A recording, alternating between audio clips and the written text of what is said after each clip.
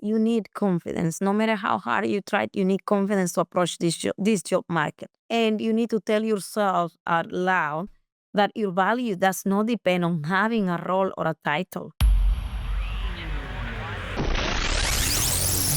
Welcome to the Let's Eat Grandma Career Warrior Podcast. Today we're talking all about rejections, ghosting, and how to build confidence here in this time. I'm so excited because I know that the job search is not easy. A lot of you are being faced with rejections and the ghosting and the really tough things that come with the job search. And I want you to use this episode as encouragement to move forward and really to forge that path as you get that job you're so excited about. Maybe you want to stay in your current position, and maybe you want to move on up with a promotion, and maybe you're meeting rejections that way. Either way, this episode is going to serve you and be so helpful for you today. Today, I brought on an amazing guest I'm so excited about. Her name is Elvi Caperonis, founder of Reinvent Yourself. Elvi is a distinguished certified project management professional and Scrum Master with over 15 years of related experience across more than 5 industries. As a former technical program manager at Amazon and analyst at Harvard University, Elvi has a wealth of knowledge to share with her audience. Elvi is recognized as a LinkedIn top voice with over 200,000 followers, and she is dedicated to helping job seekers to build clarity, gain confidence, and also their personal brand. As you can tell, I'm very excited. And for all of you listening in today, please take this episode to heart. Repeat it if you need to, because really it should just support you here as you are embarking on whatever journey you're part of right now. So let's launch right into it with this episode of the Career Warrior Podcast. Elvi, hey, welcome to the show. Hi, Chris. Thank you so much for having me. Awesome. I am so excited to have you. I think this is like a long conversation that I know I've been waiting to have with you for a while now. So I think this is going to be great. I felt like the best question I could ask you just to open things up is that you faced rejection yourself. We talked about this before we even met. Over 100 rejections when you first came to the US before landing roles at Harvard and Amazon. Could you just take us back to that time and what kept you going? Great question, Chris. Being rejected is not something that we are used to. It's hard. I'm not going to say that it's not hard, but I will say is that sometimes companies reject you not because of you. And I'm going to rephrase that back. Sometimes companies reject you not because of you. It could be that they missed something in between the hiring process that they didn't have enough information to make a thoughtful decision. And sometimes they even reject the best and top candidates because they cannot afford just paying their salary range. So I highly recommend people not to take rejection personal. So if I were to give an advice to my younger self is learn from every rejection. Take them as an opportunity to improve yourself. But at the same time, I will tell my younger self, apply to jobs strategically.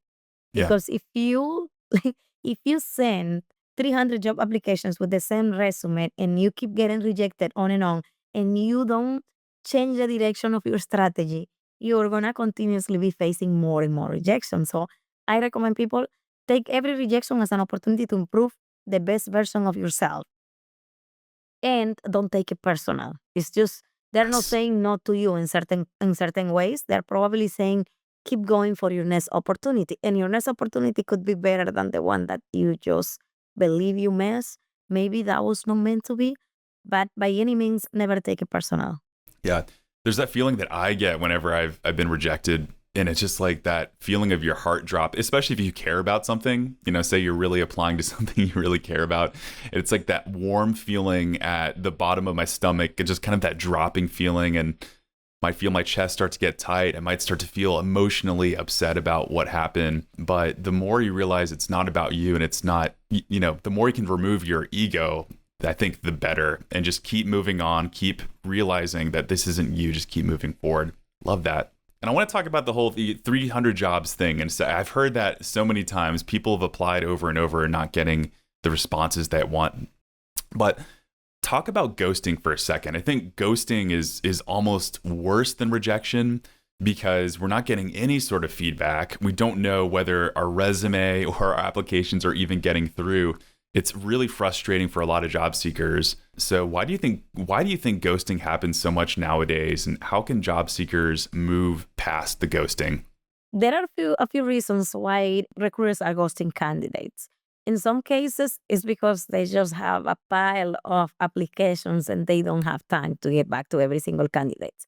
But I believe that at least they should be sending a rejection email, an automated rejection email that they just click a button and just get sent out, because people need closure.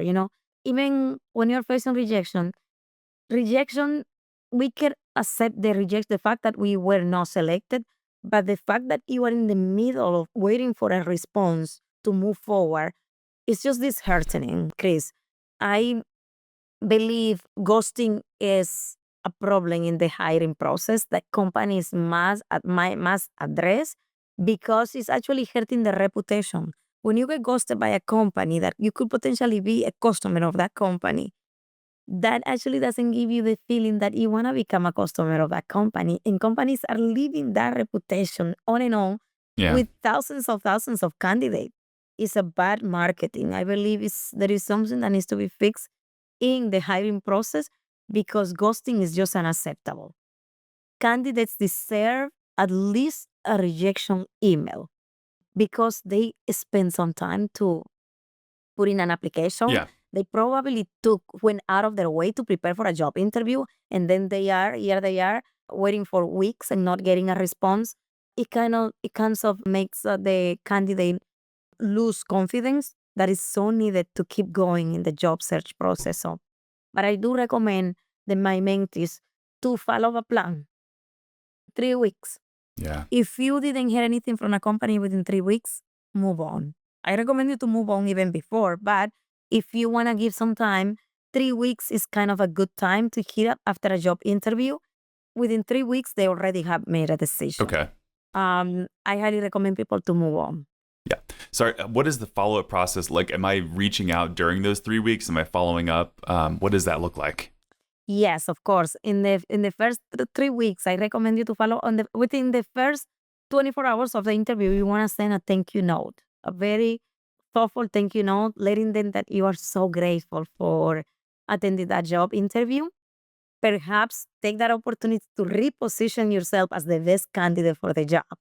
Maybe sharing something valuable that the hiring manager or the recruiter is going to say, oh, wow, that person even thought about that. Try to think outside of the box on that thank you note. You need Yeah. to separate yourself from the rest. Yes. On the second week, if you haven't heard from them after that thank you note in the first week, on the second week, you can send a kind follow up. You can send another kind follow up. After the third week, if you haven't heard anything from them, I recommend you to move on, because Yeah. they already made a decision. Yeah. Companies typically take 1 week, maximum 2 weeks to make a decision. In some cases, they can take longer than that, but that also means that you were not the top candidate, because the top candidate is going to be contacted within the first 2 weeks, maximum 3 weeks. After that, you could be option B, C, or D. And it kind of gives a bad feeling for you to join a company that actually didn't consider you as the first option. I love that advice. I think just people mentally, it's just a mental game at the end of the day. And I just really think, because ghosting, there's like uncertainty. There's already so much uncertainty that we're dealing with as job seekers. I wanted to kind of take a really quick, almost tangential thing, but I know a lot of our clients and our potential clients are looking to get into project management and technical project management. Do you have any advice for those folks who are either looking to either get into it or move on? I mean, you've just built this amazing career and you've had this background even before Reinvent Yourself. So just would love to hear a bit about that. For those people who are thinking to pivot into the program management career or the technical program management career, I highly recommend them to analyze their strength. Sometimes we do have transferable skills that we haven't even thought about it. And the way you do analyze your strengths is that what do you have passion for? Do you have passion for communicating? Do you have passion for connecting the dots between technical and functional? Do you have passion for leading teams? Mm-hmm. If you have passion for executing and delivering technological projects, then probably a TPM career will be a good move for you. But if you don't have passion for these things, it's not recommended that you go into a career that you don't have passion for. So I typically recommend all my mentees, you need to think if this is actually going to make you excited about going to work every day. Yeah. Because making a career move is a very important decision, and we need to think of that very thoughtfully before making the move. If I'm a project manager who got rejected 300 times, you talked about changing up your strategy a bit. Is it the resume? Is it, maybe how I'm applying? What do you think if I've just been rejected so many times? If you have gotten rejected 300 times, I recommend to rethink your strategy. Probably it's time to work with a coach that can help you to revamp your resume, to help you network, and to help you market yourself better. Chris, something that I typically try to think if is that in school they don't teach us how to market ourselves. Mm-hmm. Nobody teaches us to market ourselves, and this is so important, especially in this job market. And this is the good advantage of working with a career coach that can help you to market yourself. You need to develop the skills of selling yourself. And nobody teaches us how to sell ourselves. I know. And to be able to succeed in the job search market, you need to sell yourself. Yes. It's like a marketing course, but for the individual. Yes. Maybe I'll go to university and I'll start pitching that to my own school here. But I love that. Listen to some of your content. I've heard you talk about personal branding. I think that's a really cool thing that we could hit home on this podcast. But I think personal branding is so hard for a lot of people. I think it's something that people, maybe they just kind of, they glaze over the thought of personal branding, or like, what does that even mean? But you've grown remarkably on LinkedIn. So I see from 0 to 160,000 followers on LinkedIn in just 4 years. So just tell us how personal branding, what kind of role it can play for mid to senior level professionals, and any tips you have there would be really helpful. Building your personal brand could be a game changer in our careers. I highly, highly recommend people to think of that because, the market is very unstable. And your personal brand is basically you, the reputation that you have in the network, how you are known for, what you are known for. Do people know that you are very good in leadership? Do people know that you're very good in program management? If you don't share that with the world, that expertise, people won't know that you are good at that. So your personal brand is basically being known on the social media Mm-hmm. for the value that you can deliver to others. Yeah.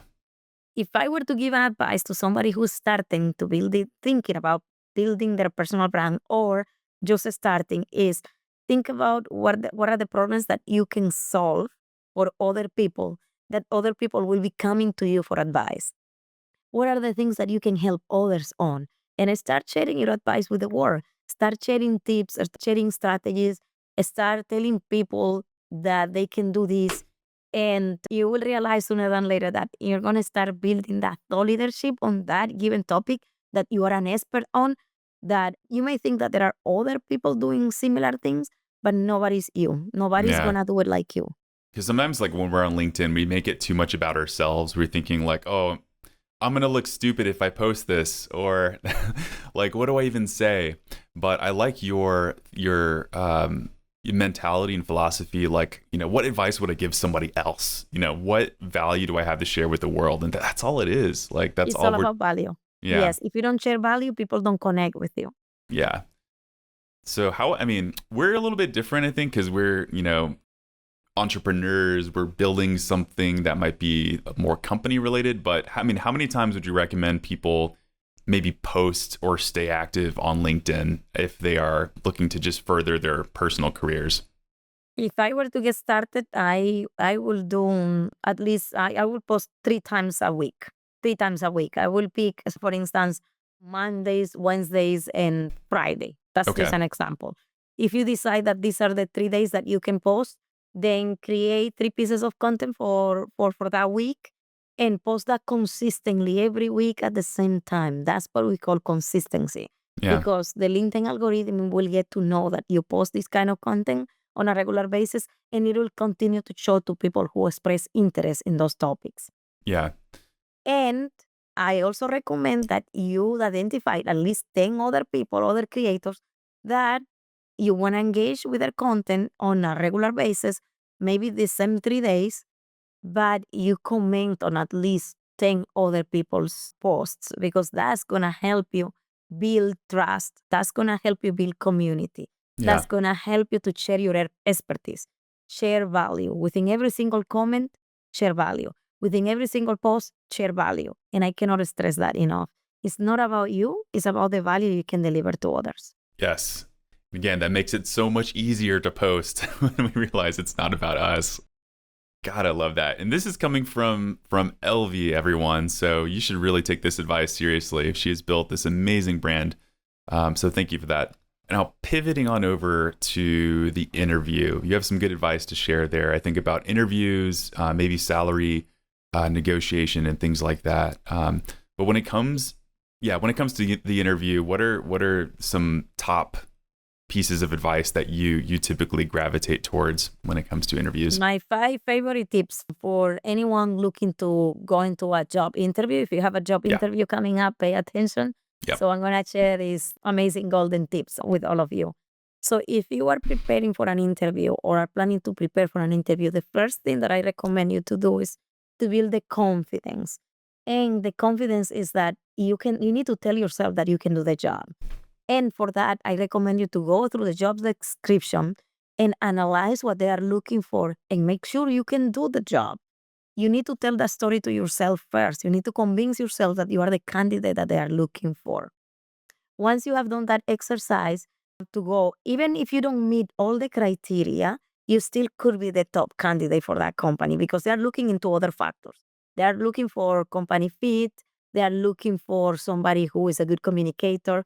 They're looking probably for somebody who is just a good team player and can actually be flexible and adaptable. Mm-hmm. So make sure you are what they're looking for. That's my number one. Okay. The second piece of advice is do a lot of research about the company. And I cannot stress that enough. Company research. 90% of candidates, according to a research, go to an interview without researching the company, which is a mistake, in my opinion, because you lose a lot of advantage. Once you have, you can use that to your advantage. If you don't do that, you lose a lot of momentum that you could build for yourself in the interview. Because once you research the company, you can come up with thoughtful questions during the interview. And once you share that you are enthusiastic about the company because you did your research, that actually gives you a competitive advantage. Agreed. My number 3 piece of advice is prepare for the interview. My favorite way to prepare for interviews is using the STAR method. Write down your projects using the STAR method. I teach that to my candidates. The STAR method stands for tell the situation, the task, the action that you took to solve that given problem, and the results of that given situation. And there is more to that, but I'm just summarizing. For the STAR method, though, how do I, if I'm preparing for the interview, you're saying these are potential things that they might ask or stories that I could bring into the interview? For any interview, you're going to be asked behavioral questions. Right now, this is a must-have. You need to be prepared to answer behavioral questions, and the best way to answer them is using the STAR method. They may ask you things like, what is your biggest weakness? What is your biggest strength? But they also want to predict future behavior based on what you have done in the past. Anytime they say, tell me about a time where you had to do A, B, and C, that actually is telling you that they want you to tell them a story, a story that you face in the workplace. And the best way to do that is using the STAR method. Okay, great. What's tip number 4? I highly recommend people to prepare using the STAR method. So the 4th piece of advice for those preparing for an interview is have thoughtful questions. You want to ask thoughtful questions during the job interview. It's a conversation. And the more they see that you express interest in the company, the role, and their work environment, they are going to see that you potential fit for the job. Yeah. So I cannot stress enough the importance of having thoughtful questions. So at the end of the interview, I think a lot of people are missing out on the opportunity to ask and to express interest. And I think that's where your other tip of doing research comes into play. Because how can you ask a good question if you haven't done any research about the company or maybe even the person interviewing you? Do you have any tips on like what kinds of questions to ask that could be thought-provoking or valuable? We all love to talk about ourselves, Chris. So that person that is interviewing you will love for you to ask one question about themselves as well, because we all love to talking about us. So I recommend you to ask at least one question. Are you enjoying your current role? What prompted you to select this company to be the place that you are working for? Yeah. What are the challenges that you see that somebody will face in this role or in your team? And how can I better be prepared if I get this opportunity? These are very good questions that you should prepare for. Love those questions. Love those questions. It's like, show me how to succeed in the role that I feel confident you're going to hire me for. Yes. And that actually puts you in a great position if you build good rapport with that interviewer. I love that. Cool. I love it. What's tip number 5? Tip number 5 is never forget to prepare a thoughtful thank you note.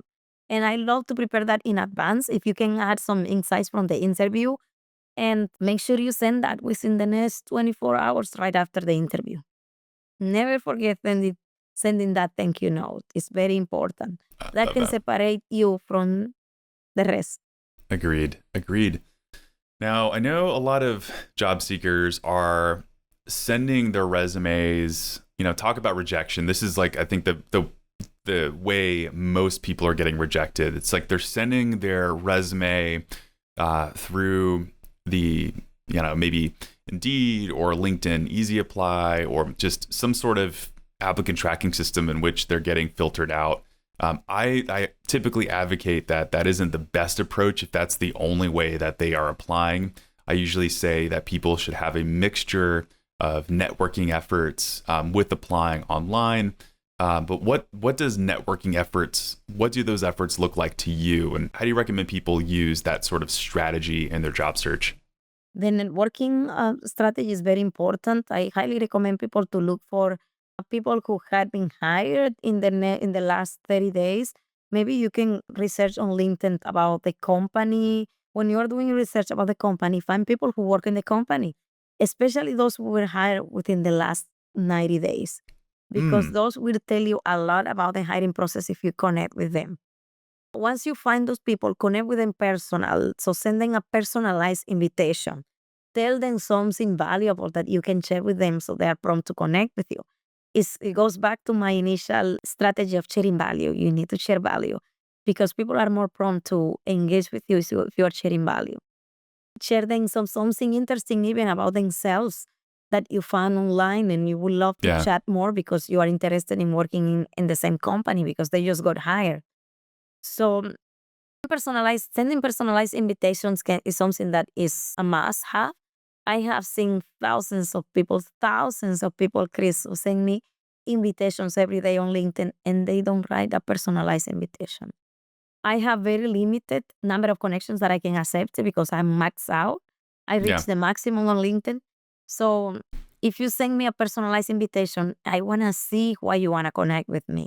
And if the personalized invitation is something meaningful, of course, I want to connect with that person. But if you don't send any message with that invitation, I'll probably won't be able to accept because I don't know why you want to connect with me. So I highly recommend people to send personalized invitations on LinkedIn. Yeah. And I know for a lot of us who don't have the paid version of LinkedIn, that we do get limited on those personalized invitations. I agree. Like, definitely send those and use them to your advantage. That might be, I don't know, that was maybe a money play by LinkedIn a while ago when they started doing that, but that could be a good reason to have the paid version of LinkedIn. And I've had it off and on a few times. It's so valuable. It's one of the most valuable features, I think. Another way around that, I might say, is if you engage somebody in the comments section, then there might be some context there and say, hey, I'm going to send you an invite, by the way, so they see it coming if you run out of those invites. But that's a very good strategy. Yeah. Man, Commenting on their posts is very, very a thoughtful way to connect with people. Yeah. Do it, people. You're not, you're doing something very valuable for your job search if you're connecting with those people. I love that tip, Elvi. That's awesome. Okay. Thank you. I'm going to ask about reinvent yourself in just a second. But if you can give one piece of advice to a job seeker who feels stuck right now, what would that piece of advice be? It's probably similar to what I just said before. You need to build your confidence. You need confidence. No matter how hard you try, you need confidence to approach this job market. And you need to tell yourself out loud that your value does not depend on having a role or a title. Building your confidence around yourself, around your personal values, around who you are is very important as you are revamping yourself in the job search process. So building confidence is a must-have. And the second thing is leverage the power of LinkedIn. LinkedIn is an amazing platform, and I cannot stress that enough. I highly recommend job seekers to write. If they want to write a piece of content, start writing content to start getting noticed by recruiter, to have a LinkedIn profile that is polished, make sure they fill in the blanks in the LinkedIn profile, because recruiters are looking for candidates continuously. But if they don't see that you have the skills listed in your profile or your title, or those areas that are very important, they may not reach out to you. And also, I recommend to have a very professional picture of yourself in your LinkedIn profile. I know it is challenging, but building your confidence and building your personal brand around yourself, around your value, is a must-have in this tough job market that we are seeing. Elvi Caperonis, everybody. Thank you so much, Elvi, for joining us on the Career Warrior podcast. So I'm going to leave your LinkedIn profile in the description of this podcast for listeners to follow you. I think everyone should follow you who's listening right here, especially our project managers here, but everyone should follow you here. But let's talk about just the Reinvent Yourself website. Who should get in touch with you, and what can I find if I hop on that website? Thank you so much for that. If you go into my website, you probably see that I'm giving away my resume template that I used to land a job at Harvard University in Amazon. So Reinvent Yourself is my passion company because I love helping people. I have reinvented myself many, many, many times. So the best way to connect with me and learn more about Reinvent Yourself is follow me on LinkedIn. I also have an option to apply for my program directly on my LinkedIn profile and connect with me, hosting discovery calls with people who are interested in learning more about my company and my projects. And I love helping people. You know, my days are brighter when I hear that somebody tells me I landed a job offer. Nice. Love it. Cool. Elvi, thank you so much for joining us on the podcast, and just can't thank you enough for the words of encouragement and practical advice that can be helpful for job seekers today. Chris, it was a pleasure. Thank you so much for having me. Awesome. All right, Career Warriors, this wraps up today's episode of the Career Warrior podcast. Today, we talked about overcoming rejections, ghosting, and building our confidence. I hope that this episode was useful for you. You know what I'm going to say? I'm going to say, go to LinkedIn right now and copy and paste this episode, tag both Elvi and myself, and let us know what you found to be valuable for you in your job search. I like that because not only you kind of emphasize the learning aspect, you kind of really remind yourself and memorize what it is in this podcast that impacted you, but you also help your own network who might be going through the same thing you are today. So post this episode and make sure to hop on the description show notes to access Elvi's LinkedIn profile as well as her website. All right, listeners, can't thank you enough for tuning in to today. I will see you next time. There are 30 possible resume mistakes stopping you from landing interviews. And please, whatever you do, don't submit your resume to another bot who won't listen.